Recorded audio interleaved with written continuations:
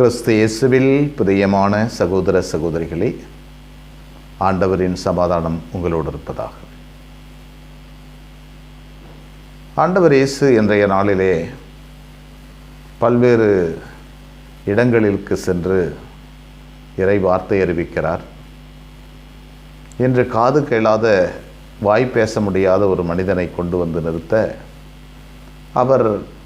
அவருடைய காதுகளில் விரலை விட்டு உமிழ்நீரால் அவருடைய உதட்டை தொட்டு பேச வைக்கிறார், காது கேட்க வைக்கிறார். இன்னும் ஏராளமான மக்கள் அவர் பின்னால் வருகிறார்கள், அவர் பேசுவதை கேட்கிறார்கள். அவர் தொட்டவர்கள் எல்லாரும் குணமாகிறார்கள்.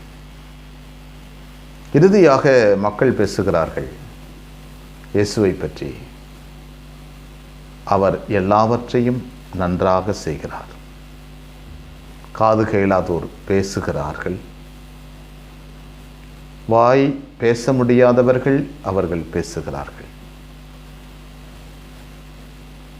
ஆண்டவருடைய இந்த வார்த்தைகள், மக்களுடைய வார்த்தைகள் ஆண்டவரை பற்றி எல்லாம் நல்லவையாக செய்தார், முழுமையாக செய்தார், நிறைவாக செய்தார். இதைதான் ஆண்டவர் நம்மிடமிருந்து எதிர்பார்க்கிறார். அரைகுறையாக அல்ல, ஏனோதானோ என்று அல்ல, பாதி மனதோடு அல்ல, முழுமையாக இயேசு செய்தார். அதையே நம்மிடமிருந்து எதிர்பார்க்கிறார்.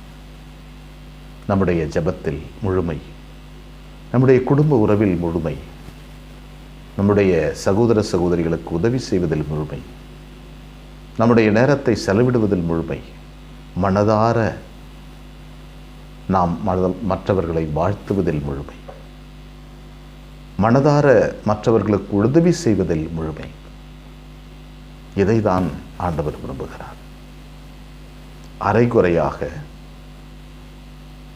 அரை மனதோடு, ஏனோதானோ என்று, இன்டிஃபரண்ட் என்று சொல்லக்கூடிய வெதுவெதுப்பான நிலையில் இல்லாமல் ஆண்டவர் விரும்புகின்ற முழுமை இன்று நமக்கு தேவை. இன்று நம்முடைய சிந்தனை ஒரே நேரத்தில் பலவற்றை சிந்திக்கின்ற விஷயங்களை நாம் வைத்துக் கொள்கிறோம்.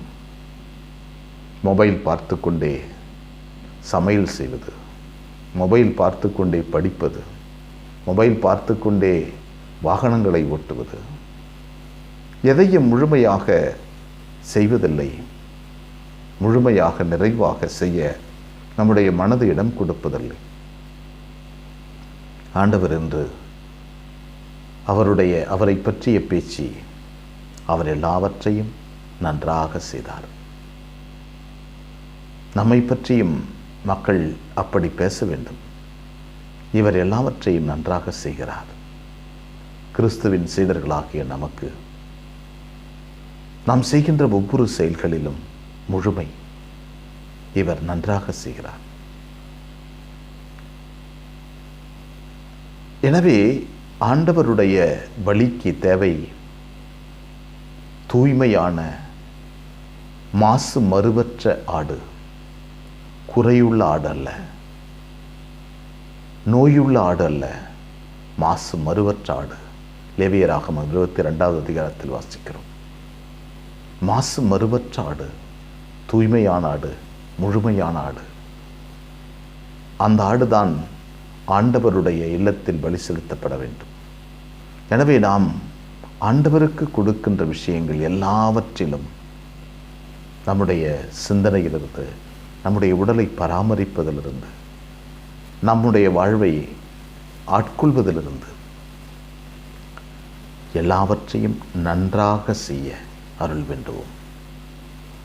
ஆண்டவர் தீமையான, அரைகுறையான எதையும் ஏற்றுக்கொள்வதில்லை. மாறாக முழுமையாக நல்லவற்றையே ஏற்றுக்கொள்கிறார். எனவே நம் வாழ்நாள் முழுவதும் நல்லவைகளையே செய்து கொண்டு செல்ல அருள் வேண்டுவோம்.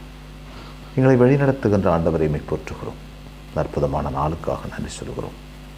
நீர் எங்களை படைத்து பராமரிப்பதற்காக நன்றி. எங்களோடு நீர் பயணம் செய்வதற்காக நன்றி ஆண்டவரே. ஆண்டவரே, உம்முடைய சீடர்களாகிய நாங்கள் வாழ்நாளெல்லாம் நல்லது செய்வதற்காகவே படைக்கப்பட்டிருக்கிறோம். எல்லாவைகளிலும் முழுமையாக நல்லவைகளையே செய்து வாழ பழைக்கப்பட்டிருக்கிறோம். எங்களுடைய நண்பர்களிடையே, எங்களுடைய உறவினர்களிடையே, எங்களுடைய சகோதர சகோதரிகளிடையே நாங்கள் நல்லவைகளையே செய்து கொண்டே எங்கள் பயணத்தில் நாங்கள் நடந்து செல்ல வரம் தாரும். அன்னை மரியே, எங்கள் அன்பு தாயே, உம் திருமகனிடம் எங்களுக்காக இடைவிடாது பரிந்து பேசும். ஆமென்.